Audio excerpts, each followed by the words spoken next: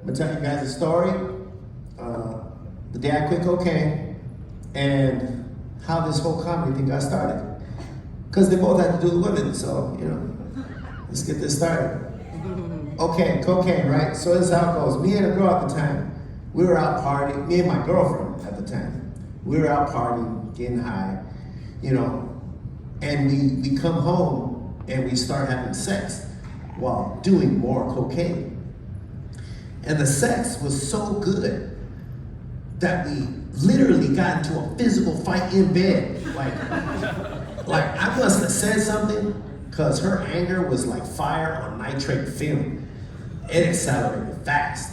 Like I just remember her yanking me out the bed by my leg to the floor, to where I'm like, oh, that sucks, because I can't get up now.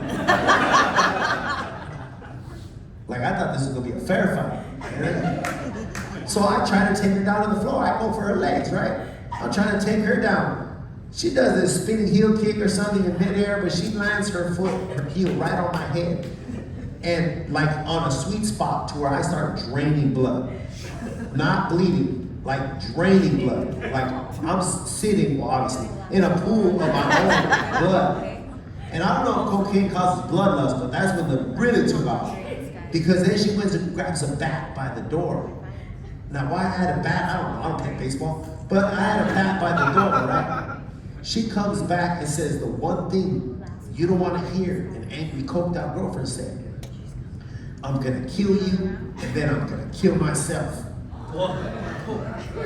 Now, if she'd have just said, I'm gonna kill you, I probably would have been like, all right, calm down, you're a little crazy. But when she said, then I'm gonna kill myself, I was like, oh shit, I'm gonna die tonight. Like, that's the anthem right there, you know what I mean? So like, I mean, and plus the look in her eyes was like possession. I didn't even know who this person was, you know? So I watched a lot of movies, all right, I'm a big movie buff. And even in this dire moment, I still couldn't help but think of Goodfellas. I remember when Henry Hill wakes up with his wife holding a pistol in his face, remember? I played that scene verbatim. I was like, but baby, I love you. Put the bat down. And she does, she snaps out of it. She puts the bat down. She comes in and gives me a hug. But I panicked, I put her in a headlock. and I yelled for my roommate upstairs, Louie, get down here, this crazy girl's trying to kill me. And when she realizes I tricked her, she tries to break free. And because of all the blood, she slips out pretty easy. So I just yell again, Louie, get down here. She reaches for the bat. She hits me in the stomach. Not too hard, but like hard enough to know that she means business. Don't worry, I didn't feel it. You know? And then she goes, now shut the fuck up or I'll kill you. We're doing last call on. You, sir, what would you do in the predicament? Oh, you've been dead already. No, so me, like I shut the fuck up, you know what I mean? I wasn't dumb. But when she leave, I'll be talking again. No. But like Louis didn't hear me, right? He was passed out drunk upstairs. This was a healthy home. All right. So, but his girlfriend did. She comes downstairs, knocks on the door, sees everything's fine.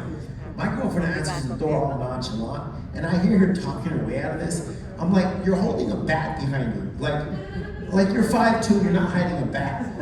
Like, plus we're like naked, covered in blood. This has to look sketch, you know? I mean, the only way it could be worse is if she answered with an axe, like, here's Johnny, you know?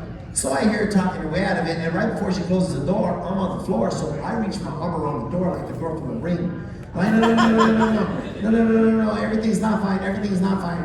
She grabs my arm, pulls it out the door, closes it, and I hear the sound of doom, locked. I'm like, strike two. Now I'm watching her pace back and forth because she realizes the jig is up and that people are gonna start coming down. So I only think one thing. I hear the coach in my head, just run the clock out. You know? So I'm being very compliant. You know? She's like, when they come down here, you better not say shit. I'm like, I don't know what you're talking about. I fell on the stairs. I mean, I don't know how I got up the stairs.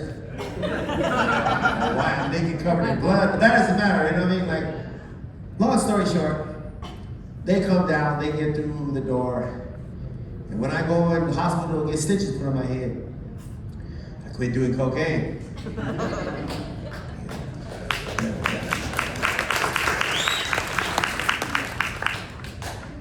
I ended up marrying that girl. Don't worry, it didn't work out. It didn't last for obvious reasons, you know. No, but I love passionate women, yo. I don't like calling them crazy, man. I like passionate. It's exciting. You know what I mean? Like the last girl I was with, right? She was so passionate. She wanted to get to know me so intricately, you know, that she wanted me to pee on her. And I couldn't do that. I couldn't do it. So I poured my catheter on her. And we're bearing it all here at the Laugh Factory Wednesday night, y'all. There's true stuff here. We go. I mean, her Instagram hold is, no, I'm just kidding. Leads me to my next story. See if I have time. How this all started, right? Because this summer for me will be 2 years of doing this stand-up. Yeah. And so 2 years ago at this time, I was briefly living in San Diego in a mansion off the Sunset Cliffs overlooking the ocean, briefly engaged to a 35-year-old blonde millionaire who I met online, all right? I met this girl online and we started video chatting nonstop for a week. She lives in San Diego, I live in Huntington Beach. She comes up to see me, spends 2 hours with me, and after 2 hours, she's like, I never had such an attraction to something. I've never been more sure that you're the one I want to be with. I don't want to live apart. I want you to move in with me. Now, hindsight, some might call that a red flag. But my ego was like, nah, man, you're just that good.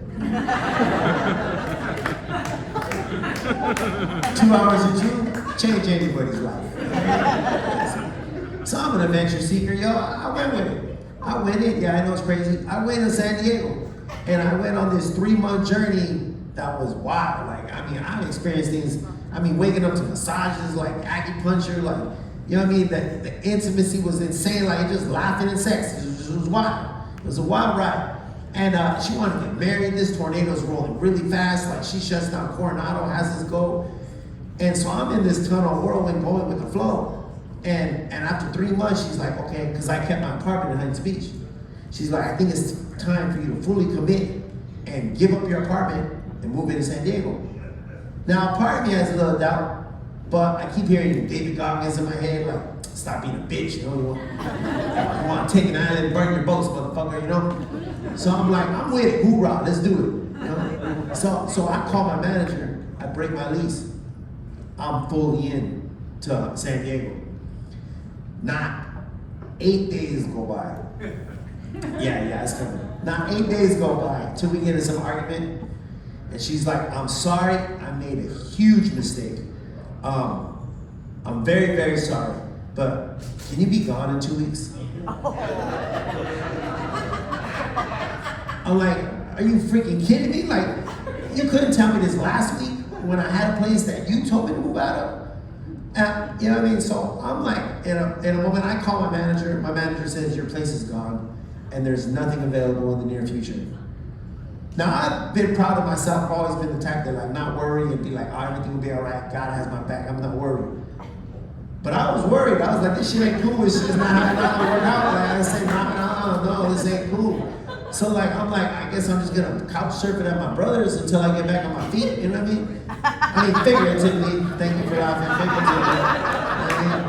Figuratively. So I'm like, man, I don't know what's going on. So 2 days before I gotta go, my manager calls me. He's like, I don't know what you believe in, but God must really like you or have your back, because at the last moment, the people that were moving in behind you, they backed out of their agreement, and the place is yours if you want it. You talk about the clouds parting, the sun shining. Like, man, I had nothing to worry about to begin with. Like, God has me. And I know what y'all thinking. I did not send 2 very big men to go threaten these people. God sent them. No, I'm just saying. No, it it worked out, man. It worked out perfect. You know what I mean? And like I said, that's the reason I started comedy, because you know what I mean. She got me pumped. So like, now I'm here at Long Beach Laugh Factory performing for y'all. This July 7th, I'm about to shoot a special.